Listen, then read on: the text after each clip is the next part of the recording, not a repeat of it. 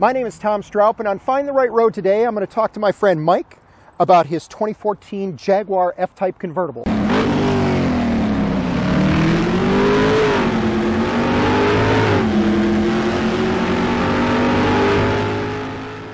Mike, thanks for joining me. Thank you, Tom, for having me on your show. So you bought this car as a used car. Now, was it a certified pre-owned at the time in 2017 when you bought it? It was. You know, my search was pretty extensive because I had fallen in love with the car in this particular color, which is called Salsa Red. And in particular, I'd never had a red sports car before, and so I wanted it with the red zone seats. And finding a Salsa Red with red zone seats was a pretty difficult thing to do. So I went on a nationwide search and ended up locating it in Mission Viejo, California. Okay. And so it had, you know, one of the options that you and I have talked about, and one of the options that's most popular that everyone raves about the car is the active exhaust system, which was not a standard feature of this model. It's something that it had to come with it. And so not only did you get the color combination you wanted, but you got the active exhaust you wanted. Now this one's an automatic transmission, but it also came in a manual, is my understanding. So you've owned it now for about 3 years. About how many miles did it have on it when you bought it? Oh, you're testing me now, but I think it has something in the tune of about 22,000. Okay, so you've put about 15,000 on it in the time you've had it? about 5,000 a year. And of course, we're in Michigan, so you're only driving it in the summertime anyways. Correct. And as we were talking earlier, you did have an XK8. Yep. So this is not the first Jag you've owned. That's correct. But this car was a little different from that XK8 in that it was somewhat built to go on the track. And so if you were in a situation where you'd want to maybe run it at a little bit more speed, then you're going to want to take advantage of that transmission, and especially with that active exhaust. It's a lot of fun.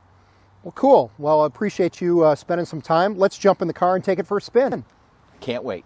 So when the car comes on, there's a standard, economy gas mode, obviously, with mileage concerns as far as gas mileage goes and that kind of thing at first. So and it has an auto start-stop feature too, doesn't it?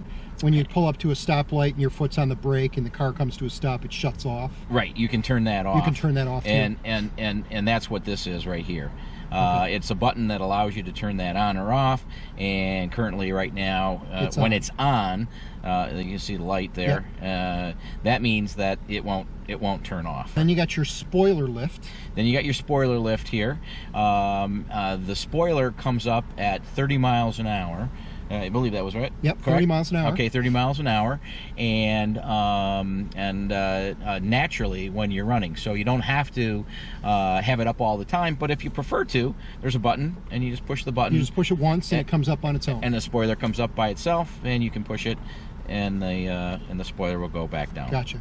Then you got your convertible top up and down. Yep, and then there's the convertible top up and down. You just pull that. Yep. Yeah, you pull it to put it up, and I think it takes a whole it said 12 seconds. And we'll show you real quickly. I think it's quicker than 12, but you do have to wait for it to latch. Oh, and you hear a ding indicating the latch is now locked in place. Correct. So there's no handles to turn or anything. It's all automatic. Nothing.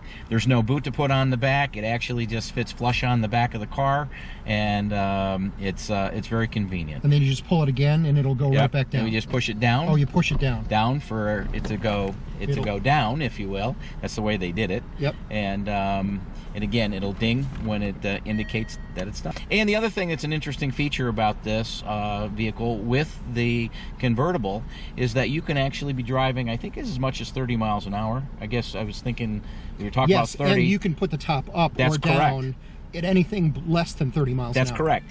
Obviously, this button here is your traction control on and off. Correct. What's the sunglasses over here? It looks like sunglasses. Yeah, it's almost. the sunglasses. But actually, Tom, this is, because it was an option, as I understand that in later years it became not an option. It was always on the vehicle. But this is your active exhaust button. Okay, and then this button here, I'm assuming, is for changing your different performance modes. That's correct. So instead of it being under standard mode, this allows you to put it into sport mode. As soon as you do put it into sport mode, your active exhaust automatically comes on. Okay. So when you go into sport mode, it starts the active exhaust, and then your transmission is still set in standard mode. Standard automatic mode. Standard automatic mode. All right, but with the if I put my foot on the brake yep, and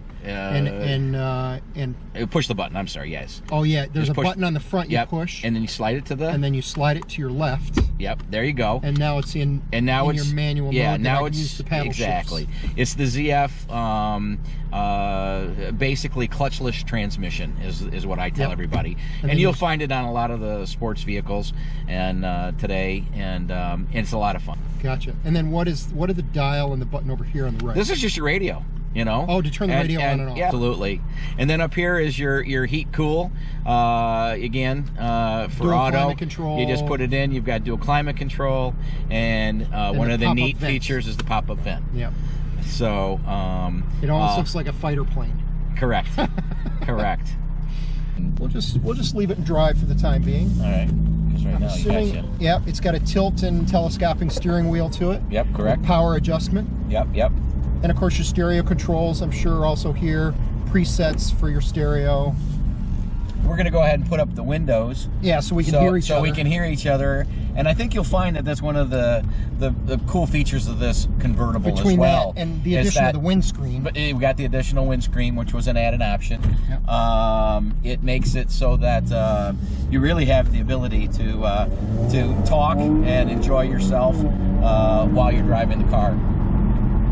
You know, one of the things you notice about this car right away is, even though this is the base model with a 340 horse Correct. supercharged 6-cylinder, I Correct. think it's a 3-liter if I remember correctly. That's correct.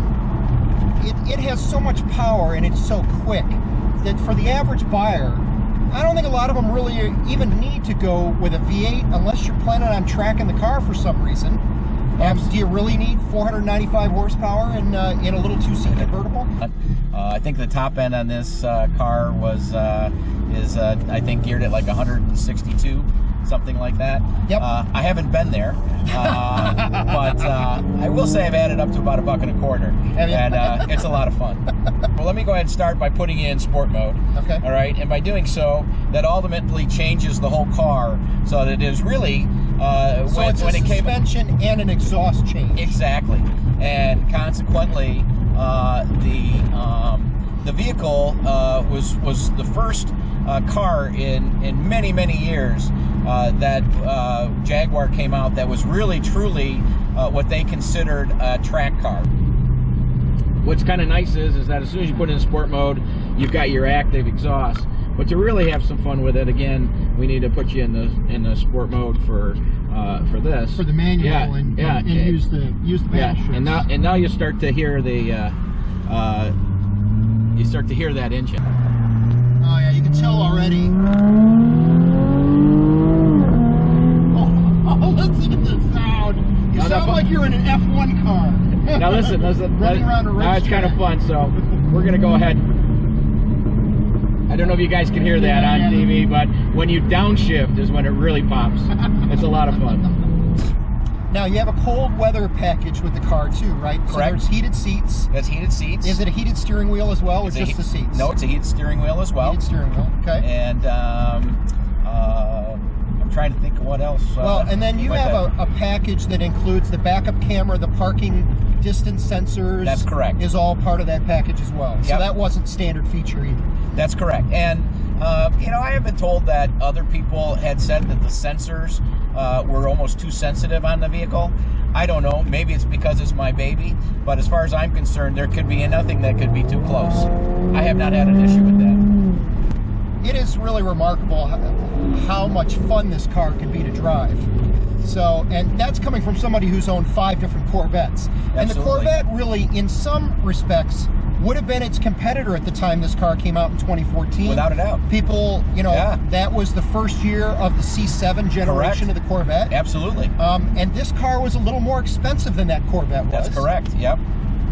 Yeah, the sticker on this came in at about $80,000. Yep. And like I say, I was very pleased when I was able to negotiate an attractive price. Now it's got looks like all your power seat controls, instead of being down on the seat, they put them all on the door. Yep. Yeah, both on the. You got 3 memory settings for 3 different people. Right. And it's on obviously the passenger as well as the driver's side. I just like one of the things that I like to, when people ask, well, how would you describe how it rides? And it's crazy. And I don't know, Tom, if you'll agree with this, but it's like it's a go-kart. I mean, it just has that feel. It's so tight, it's so nimble, and the way that it runs is that you almost feel like you're in, it's like it's riding on rails. Yeah, you know what? I think that's an apt description of the car. Good. Is that it feels like a go-kart. Yep. And you know, when I was in college back in the late 80s, early 90s, I had a Fiat X19 from the mid 80s, and it had no power whatsoever. The great thing was it was very lightweight, very nimble, and it felt like a go-kart. And in a way, this is kind of has that feel with about 3 times as much horsepower as what I used to have. Exactly. So it's you can throw it around. It really behaves, especially once you put it in that sport mode. You can definitely tell the difference. Yep. Well, appreciate your time today. Thank you very much for Thank you, Tom. Give me a tour of your car. Are you kidding me? Enjoyed it very much. Happy to have done so. Thanks for joining me today. My name is Tom Stroup. This has been Find the Right Road, and I've enjoyed spending my afternoon with my friend Mike and his 2014 Jaguar F Type convertible. If you enjoyed that video, please hit the like button and consider subscribing to our channel. Thanks, and we look forward to seeing you next time.